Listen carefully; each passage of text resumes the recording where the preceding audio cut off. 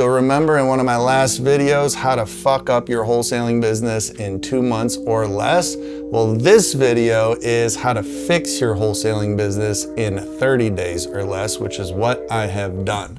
The recap on the last video was I screwed every aspect of this business up. And what I go through on this video is how I fixed the team structure, the marketing, the acquisitions, the dispo, the TC work, and how we're gonna scale moving forward. So make sure you stay tuned till the very end because I go over every aspect where I screwed up, which you can see in the last video if you click right up here, and how I fixed it and what we're doing today. And I also am giving you guys a free gift for watching this video, something everybody keeps asking me about. I have a free disposition cold calling script where we have dispoed over $9 million in assignment fees using, and also a really good reduction script where we've gotten over $1 million in reductions using. So those are much needed. It's my gift to you for watching this video, for subscribing and for sharing and for liking. So let's get to the video. But let me give you guys a recap real quick on what I was doing. I had hired 4 acquisitions to start a new wholesale company. These were all guys that were wholesaling on their own and thought they wanted to be a part of a team, but quickly found out they wanted to keep doing it on their own, so the team fell apart.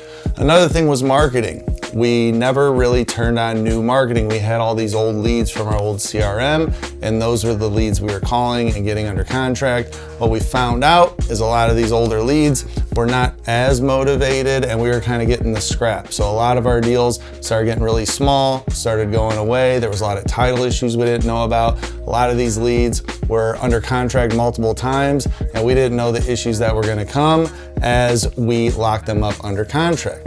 Another thing, we had 1 dispo person for 4 acquisitions, which was definitely not enough.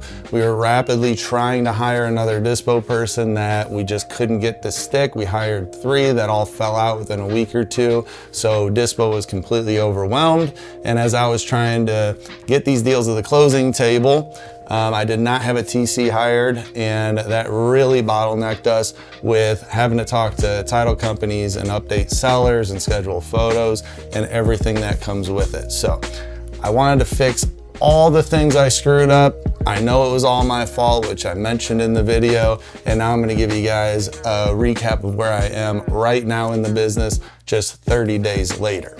So as we restarted the wholesale business, everybody was let go or quit, and now we started with dispo. So we hired a dispo person first to handle the deal flow as we locked them up.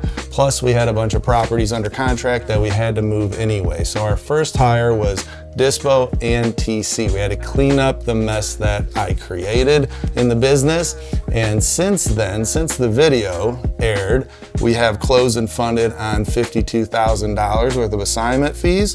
We have $100,000 set to close and assigned already with earnest money in. We also have $180,000 in our dispo bucket waiting to find a buyer. And in our new contracts, we have about $100,000. So we're still doing really well, and now we're a lot more efficient and way better managed. So dispo and TC has moved a lot of deals that were in the pipeline. They've gotten a lot of traction, cleaned everything up, and I hired a new acquisitions person just about 4 weeks ago, about 30 days ago, and another one just started this week on the phone. So just like I said in the video, we're gonna have 2 acquisitions, 1 dispo, 1 TC. We started on the back end with TC and dispo, so we already had the support when we started hiring acquisitions and got in marketing going. Then we're gonna have the support and not get bottlenecked and be able to move these deals. So what are we doing for marketing? We hired cold callers. So we've had cold callers for about 2 weeks now. We started with 2 and now we're up to 4. As soon as the new acquisitions gets going, he's just calling old data right now, get the marbles out of his mouth, get used to the script, used to the process.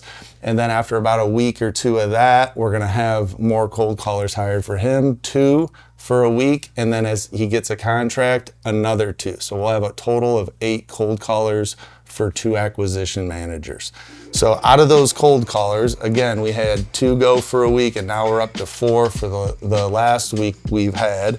We've gotten 60 leads, and we've gotten 3 contracts out of those leads. So we're at 20 leads to a contract with a projected profit of $90,000. So that's going really well. All these are fresh leads, and we dialed our marketing down to where our best buyers are, the markets we know the best, and that's the state of North Carolina. So when we pull data, we use our criteria that's worked forever, for years and years. That's the data we pulled, and that's the data that we sent to the cold call company. We also just picked the best counties. So we're not statewide, we're county specific, where we know we're gonna get good deals.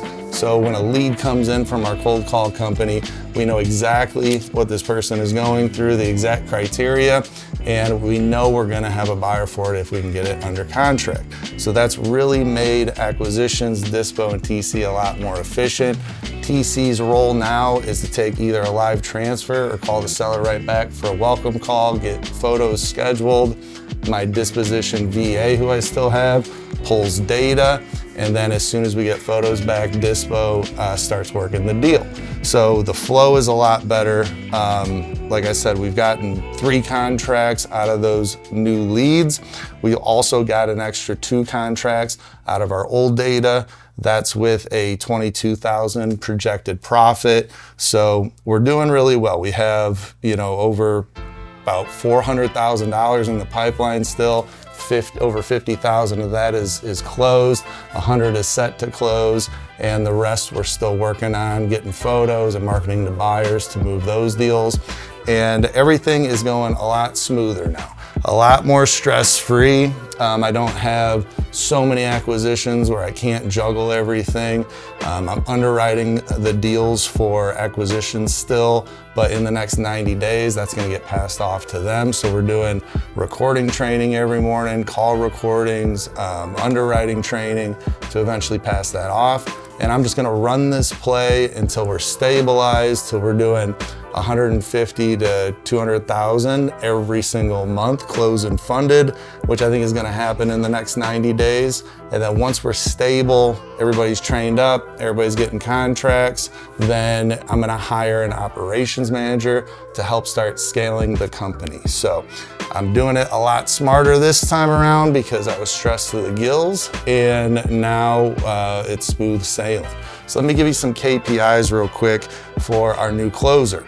Alex, who's been on the phones now for about almost 4 weeks, he's been averaging a little over 60 dials a day with a little over 3.5 hours of talk time. The only KPI he's been struggling to hit is 3 to 5 offers a day is the requirement, and his average is a little over 2 offers a day.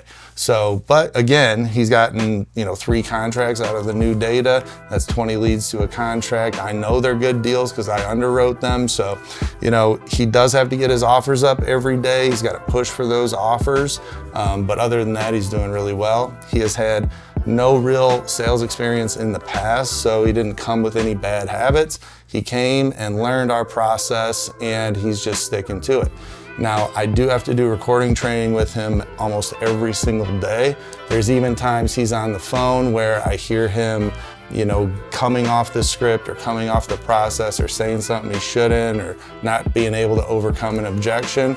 And right when he gets off the phone, we walk into my office, pull the recording and listen to it on where he went wrong and how to correct it. I think that is the best form of training. It's live, it's right when it happens.